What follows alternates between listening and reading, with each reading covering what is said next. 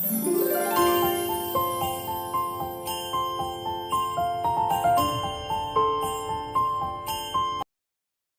दोस्तों, एक बार फिर से स्वागत है आपका अपने यूट्यूब चैनल स्टडी 54 में। गुड मॉर्निंग डियर फ्रेंड्स, आज मैंने आपके लिए यूपीपीसीएल जेई के जो 8 सितंबर 2021 को सेकंड शिफ्ट में एग्ज़ाम हुआ था, उससे कुछ आपके लिए इम्पोर्टेंट क्वेश्चन सेलेक्ट किए हैं जो आपके फिर से यूपीपीसीएल जेई के एग्ज़ाम के लिए बहुत ही ज़्यादा बेनिफिट होंगे। तो चलिए हम लोग इन क्वेश्चनों पर डिस्कस कर लेते हैं। देखिए हमारा आज का पहला क्वेश्चन क्या है। 1 मिली एम्पियर मूवमेंट वाले वोल्ट मीटर की ओम पर वोल्ट रेटिंग कितनी होती है। तो देखिए ओम पर वोल्ट रेटिंग पूछी थी, ओम पर वोल्ट में रेटिंग पूछ ली थी, तो उसमें ऑप्शन दिया था 1000 ओम पर वोल्ट उसका सही आंसर था। ठीक है, चलिए नेक्स्ट क्वेश्चन देखते हैं क्या था। एनर्जी मीटर जिस पर कट आउट और न्यूट्रल लिंक स्थापित होते हैं उसको क्या कहते हैं, ये पूछा था। तो वहाँ पर हमारा क्या था, सर्विस बोर्ड था।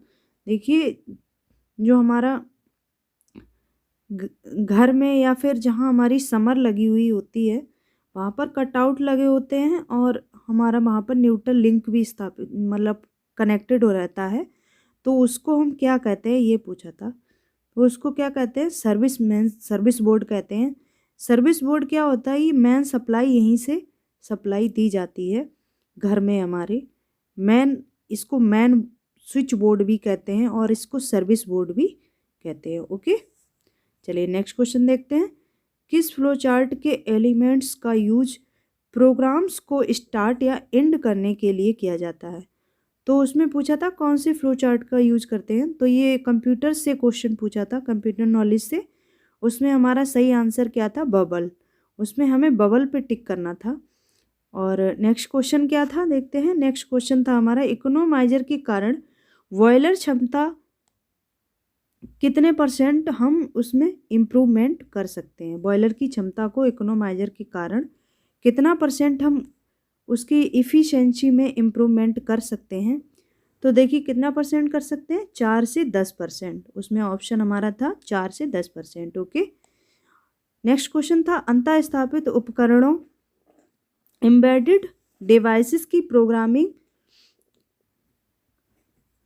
प्रोग्रामिंग के लिए किया जाता है। किसके लिए किया जाता है, पूछा था कि अंतः स्थापित उपकरण जो होते हैं, एम्बेडेड डिवाइसेस जितनी भी होती हैं, उनको प्रोग्राम करने के लिए किसका यूज किया जाता है, ये पूछा था।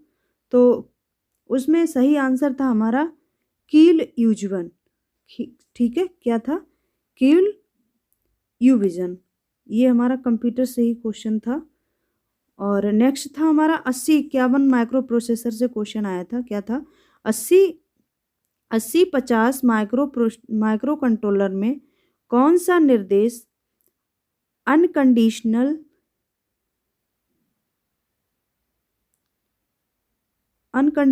का एग्जाम्पल है, इसमें ये पूछा था। तो अनकंडीशनल का कौन सा एग्जाम्पल था, SJMP। ये हमारा PLC एंड स्काडा से क्वेश्चन था।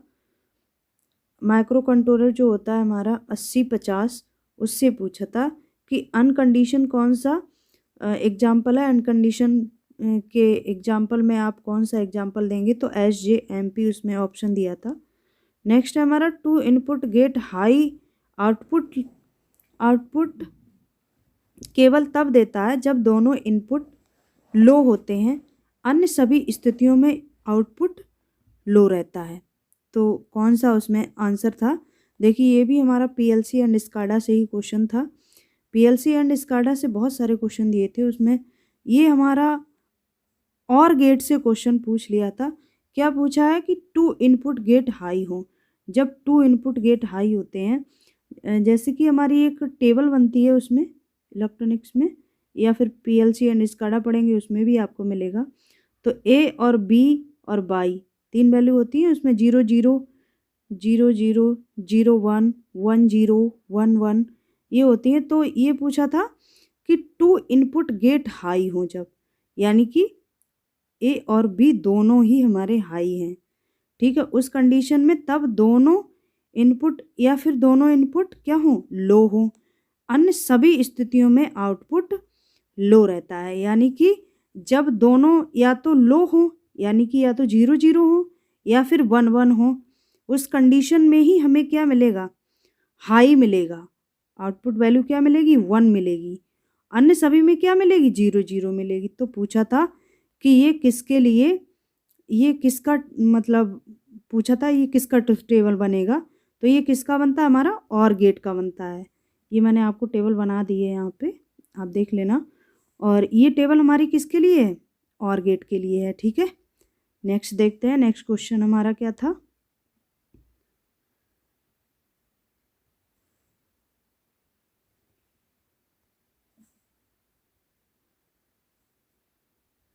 नेक्स्ट क्वेश्चन था हमारा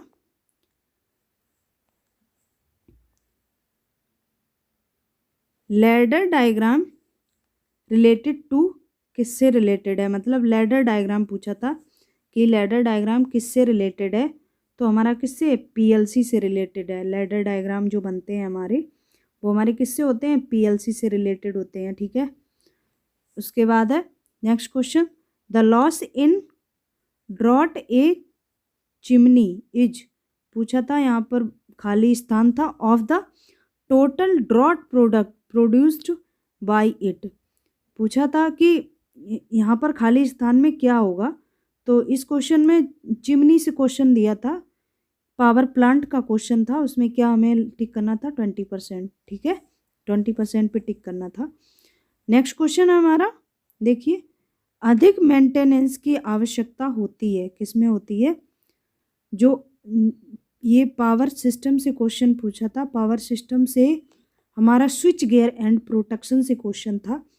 तो स्विच गियर एंड प्रोटेक्शन में जब आप पढ़ेंगे तो उसको मेंटेनेंस वाला पार्ट पढ़ेंगे जब आप, तो उसमें पूछा था कि सबसे ज़्यादा मेंटेनेंस की आवश्यकता किस में होती है। तो जो बियरिंग्स लगाई जाती हैं उनमें सबसे ज़्यादा मेंटेनेंस की आवश्यकता होती है, ठीक है। नेक्स्ट देखेंगे हम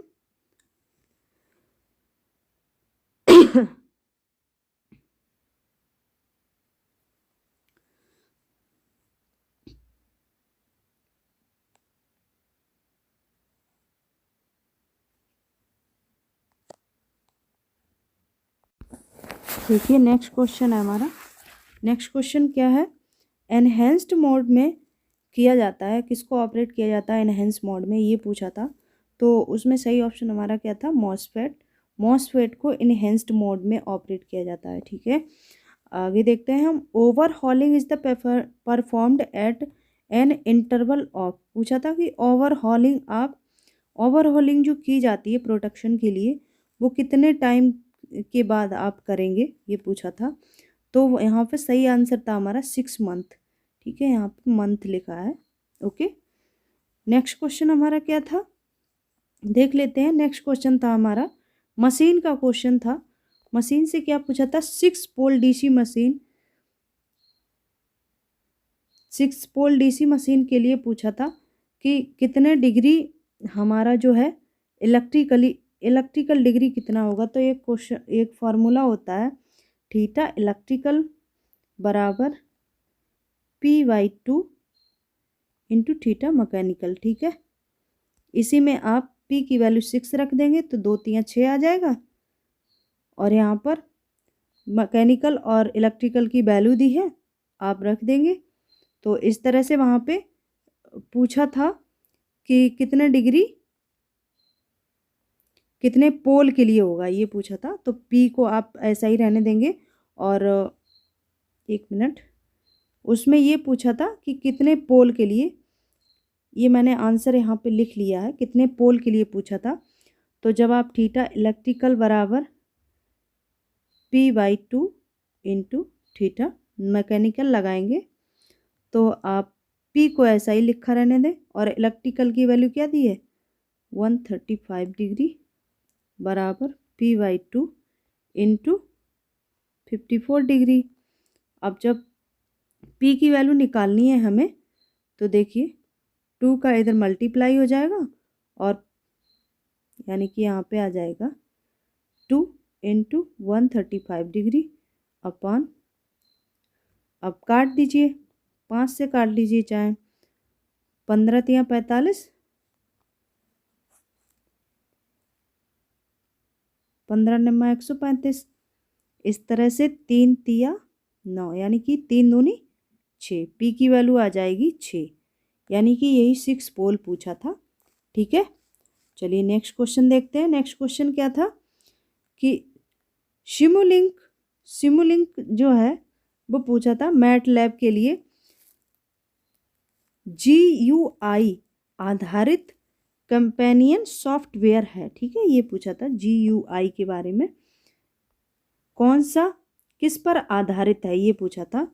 जो सिमुलिंक के लिए GUI है वो किस पर आधारित है, तो वहाँ पर सही टिक करना था कंपेनियन सॉफ्टवेयर। ठीक है, अब पूछा था कि कौन सा फ्रीक्वेंसी मीटर हाइड्रोडाइन प्रिंसिपल पर वर्क करता है, तो जो हमारा 0 बिट फ्रीक्वेंसी मीटर होता है वो हमारा हाइड्रोडाइन प्रिंसिपल पर वर्क करता है। ठीक है, नेक्स्ट क्वेश्चन है हमारा। नेक्स्ट क्वेश्चन देखिए, हीटिंग एलिमेंट्स का सिंबल दिया था वहाँ पे, तो हीटिंग एलिमेंट्स का सिंबल पूछा था, वो हमारा ये था।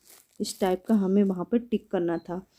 आगे नेक्स्ट क्वेश्चन था हमारा फ्लिप फ्लॉप का। फ्लिप फ्लॉप में पूछा था कि T flip flop is a single input version of the, यहाँ पर मतलब ब्लैंक स्थान था, फ्लिप फ्लॉप क्या, तो देखिए कौन सा फ्लिप फ्लॉप जो है वो T flip flop single input version है, कौन से फ्लिप फ्लॉप का। ठीक है, ये पूछा था, तो यहाँ पर हमें JK फ्लिप फ्लॉप पे टिक करना था। JK फ्लिप फ्लॉप का ही हमारा T flip flop single version होता है। ठीक है, सिंगल इनपुट वर्जन होता है। ठीक है, नेक्स्ट क्वेश्चन हमारा के मैप से आया था। के मैप से क्या पूछा था, 3 वेरिएबल के लिए के मैप पूछ लिया था कि 3 वेरिएबल के लिए कितने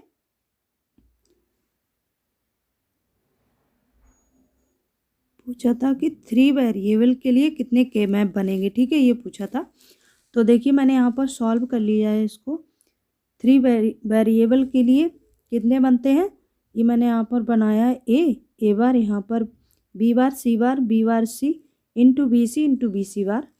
तो इस तरह से हम कोडिंग करते हैं 0 1 2 3 4 5 6 7, इस तरह से कोडिंग कर लेते हैं। तो देखिए 4 वेरिएबल के लिए कितना हो जाएगा, 4 वेरिएबल के लिए कितना हो जाएगा 16 हो जाएगा। और 2 वेरिएबल के लिए कितने होंगे 4 होंगे।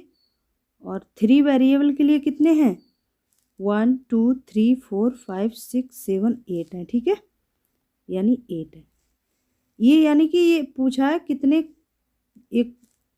कितने खाने बनेंगे, ये पूछा था। ऐसे समझा देते हैं आपकी भाषा में, कितने खाने बनेंगे, तो ये हमारे 8 खाने बनेंगे। किसके लिए 3 वेरिएबल के लिए, जब आप के मैप बनाएंगे तो।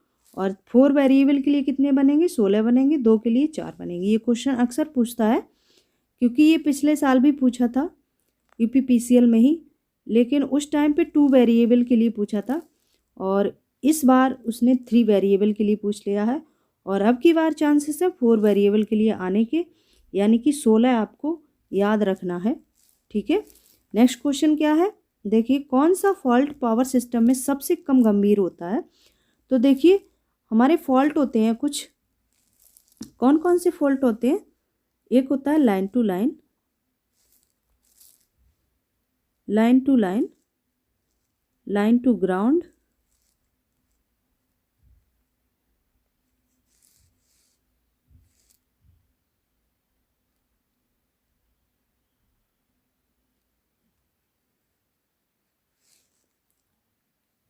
Line to ground to line to ground. ठीक है, लेकिन सबसे ज़्यादा हानिकारक कौन सा होता है, लाइन टू लाइन। ये सबसे ज़्यादा लॉस, सबसे गंभीर इसमें होता है लाइन टू लाइन में। अब पूछा था सबसे कम गंभीर कौन सा होता है, तो line to ground. Line to ground क्यों होता है, मान लिया ये लाइन है और ये ग्राउंड है दूसरी लाइन, अगर यहाँ पे कोई फॉल्ट होता है तो क्या होगा, मान लो यहाँ पे शॉर्ट सर्किट हो गया, तो क्या होगा, सारी यहाँ से जितनी भी करंट होगी वो क्या होगी, ग्राउंड हो जाएगी। यानी कि बहुत कम मतलब लॉसेस होगा लाइन में, क्योंकि वो सीधा ग्राउंड हो जाएगी। इसलिए सबसे कम फॉल्ट मतलब सबसे कम गंभीर फॉल्ट माना जाता है कौन सा, लाइन टू ग्राउंड, ठीक है। In case of AC transmission at कितना 132 kV using 3 phase single circuit cable the charging KVA is, मतलब पूछा था कि 132 kVA जो 132 kV की लाइन होती है ट्रांसमिशन लाइन हमारी, उसमें पूछा था कि 3 फेज सिंगल सर्किट केबल में जो चार्जिंग KVA होती है वो कितनी होती है, ठीक है, ये पूछा था। तो कितना होता है 1250, ओके 1250 KVA होती है। नेक्स्ट क्वेश्चन था हीटिंग पैंट सुखाने की सबसे उपयुक्त विधि कौन सी है, ठीक है। हीटिंग पैंट सुखाने के लिए सबसे उपयुक्त विधि पूछी थी, तो इंफ्रारेड हीटिंग जो होती है, इंफ्रारेड हीटिंग, उससे हम हीटिंग पैंट को सुखाते हैं, ठीक है। पेंट सुखाने के लिए पूछा था कि जो पेंटिंग की जाती है, मान लिया कोई दीवार है उस पर पेंटिंग कर दी, अब इसको सुखाने के लिए सबसे उपयुक्त विधि पूछ ली थी। तो ये हमारा घरेलू नॉर्मल क्वेश्चन था, उसमें हमारी इंफ्रारेड हीटिंग जो एक मेथड होता है सुखाने के लिए, वो सबसे ज़्यादा बेनिफिट, मतलब बहुत ही ज़्यादा उपयुक्त माना जाता है, ठीक है। नेक्स्ट क्वेश्चन क्या था, नेक्स्ट क्वेश्चन था हमारा स्टीम टरबाइन की कंपाउंडिंग रोटर गति के लिए की जाती है, ठीक है। मतलब पूछा था कि स्टीम टरबाइन की कंपाउंडिंग किस लिए की जाती है, ये पूछा था।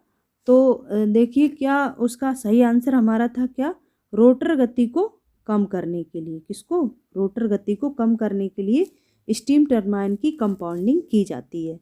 नेक्स्ट क्वेश्चन था हमारा ओवरहॉलिंग किसका मतलब हिस्सा है, अनुरक्षण का हिस्सा है, ये पूछा था। तो वहाँ पर ये रिक्त स्थान दे दिया था यहाँ पर, तो यहाँ पर हमें प्रिवेंटिव पे सही टिक करना था, प्रिवेंटिव उसका सही आंसर था, ठीक है। नेक्स्ट क्वेश्चन था हमारा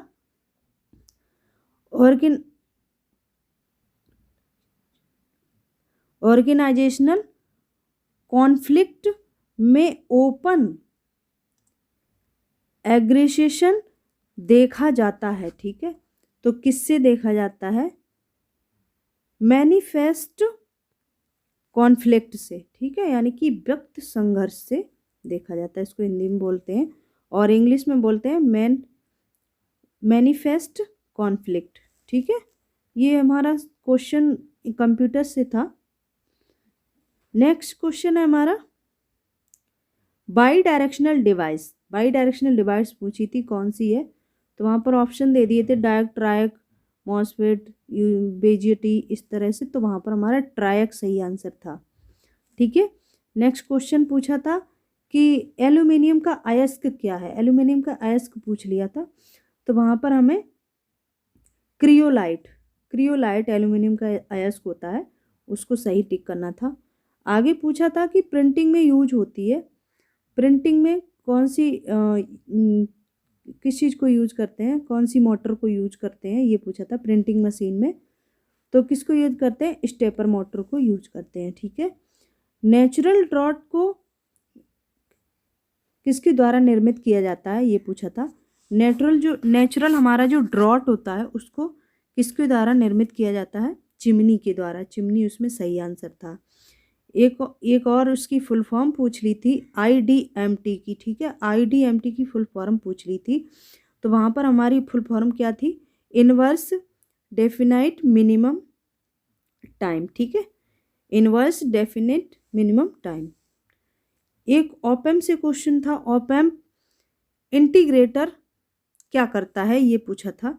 ऑपएम्प इंटीग्रेटर क्या करता है, देखिए ये क्या करता है, ऑपएम्प इंटीग्रेटर DC को लीनियरली इंक्रीजिंग करता है, ठीक है, क्या करता है, DC को लीनियरली इंक्रीज करता है। ऑपएम्प, ये पूछा था ऑपएम्प इंटीग्रेटर क्या करता है, तो ये क्या करता है, DC को लीनियरली इंक्रीज करता है, वहाँ पर हमें क्या लगाना था, ऑप्शन लीनियरली इंक्रीजिंग, ठीक है। आगे नेक्स्ट क्वेश्चन था इलेक्ट्रोलिसिस रूल किसके द्वारा दिया गया है, ठीक है, तो वहाँ पर हमारा क्या था, माइकल फैराडे, सही आंसर था हमारा माइकल फैराडे। अब देखिए लैंप इफ़िशियंसी का फार्मूला पूछा था, लैंप की इफ़िशियंसी निकालने का फार्मूला। तो क्या होता है फार्मूला हमारा, luminous flux upon power input. क्या होता है, luminous flux upon power input. उसमें हमारा सही फार्मूला यही था, इसी पे टिक करना था। आगे नेक्स्ट क्या है, the signal generated by the time base circuit of the CRO is basically, यहाँ पर रिक्त स्थान दिया था, सॉटूथ वेवफॉर्म। ठीक है, ये पूछा था कि उसमें सही ऑप्शन पूछा था, सॉरी उसमें ये पूछा था कि जो हमारा CRO होता है उसकी बेसिकली वेव फॉर्म जो होती है,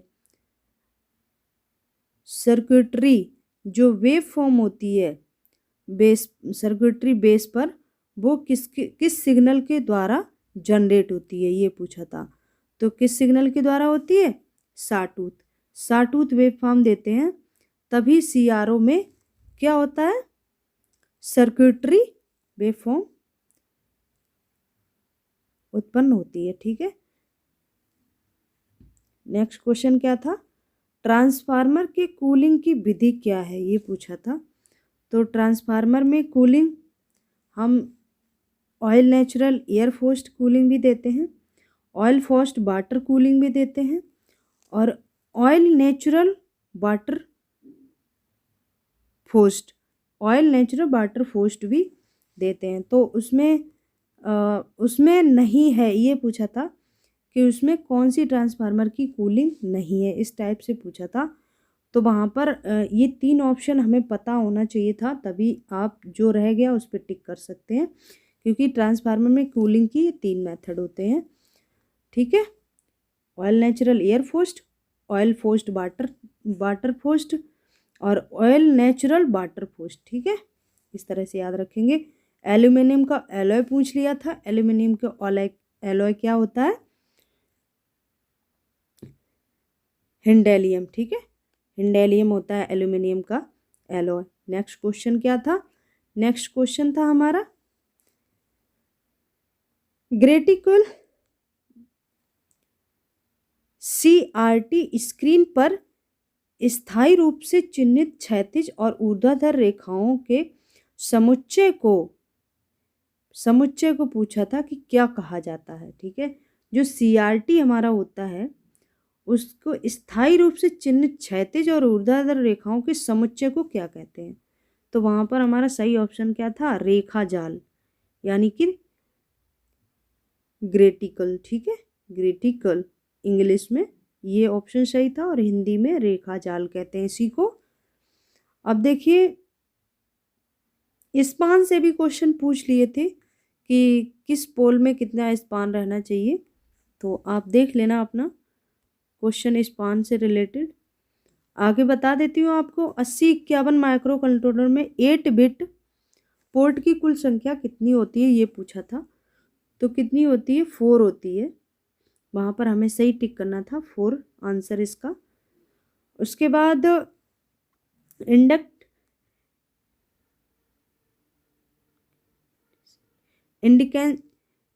इनकैंडिसेट लैंप की तुलना में CFL बिजली की लागत में लगभग कितने % की बचत होती है, ये पूछा था।